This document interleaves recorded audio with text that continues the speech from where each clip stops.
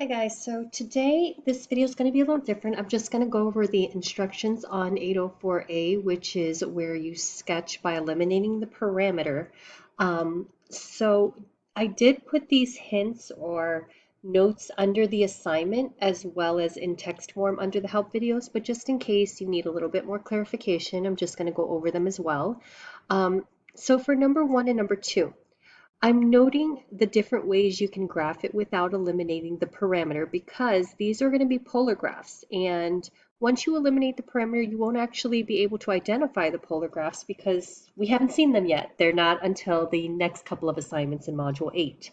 So for that reason, three different ways. You could graph by hand, meaning you could make a TXY table. So you can choose some values for t, which would be angles because notice you're taking the sine and the cosine of them. So you could choose some values from the unit circle that are angles like 0, pi over 3, pi over 4, 2 pi over 3, so on and so forth. Plug them in and get the xy values, and those are the xy points that you'll plot. If you have a graphing calculator, you can also plot this or graph this. Just make sure that the mode is set to parametric rather than function. And if you're using Desmos.com for number 1 and number 2, I've shown you in number 1 here how to input the parametric equation. So you're just putting the x and the y as points. So make sure that, remember, sine to the third power, if they put the 3 in between the trig function, that's just another way to say sine t to the third power. And same thing with cosine. So notice how I wrote it in Desmos. The reason why I put 0 ranges from, or t ranges from 0 to 20 is because there are no restrictions on t. So I just chose a larger value. No science to it, just 20. And then for number 3 and 4, we can actually eliminate the parameter here. So when you have a parameter, which is a third variable of just t, you can expect to see an algebraic function when you're done. There's no trig functions here, so the third parameter or the third variable or parameter is just t. So to eliminate the parameter, we're going to get rid of t. We always get t by itself in the x equation so that we know what t will equal to. The reason why we always get t by itself in the x equation is because in algebra, we're used to seeing everything in terms of x and y equals mx plus b, y equals x squared, so on and so forth. So it should be y in terms of x when you're done. So in the x function, we get t by itself, and then you'll replace the t with whatever you got when you got t by itself, and it'll say y equals to something in terms of x, and you'll be able to graph it because you'll remember it from algebra, whether it's y equals mx plus b or y equals x squared, just anything you've seen graphing algebraically. So I'm just going to kind of make an example of a line here, and mind you, this is in no way similar to what you should expect to see when you're graphing this, but just to give you an example.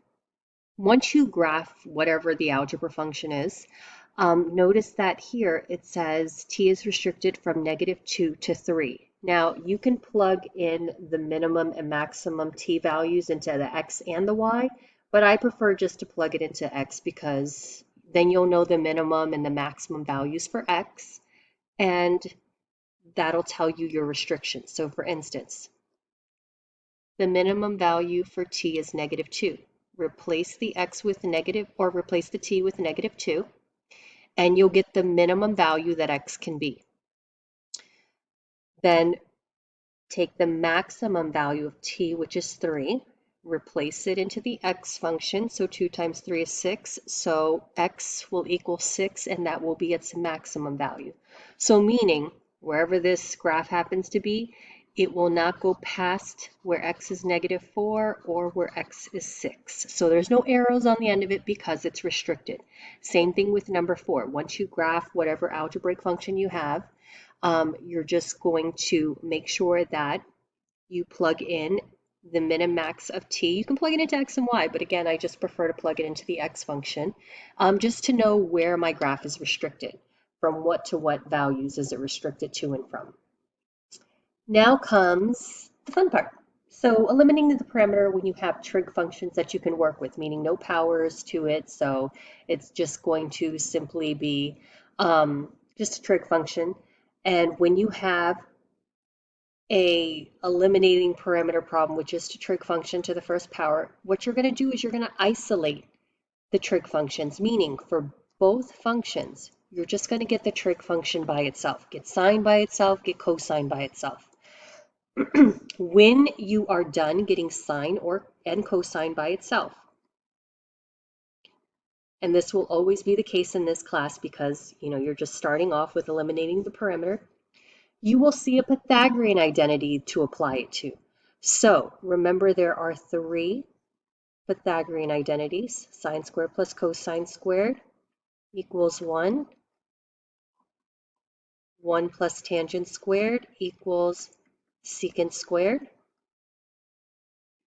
And 1 plus cotangent squared equals cosecant squared. So depending on which trig functions you have is which Pythagorean identity you'll plug it into.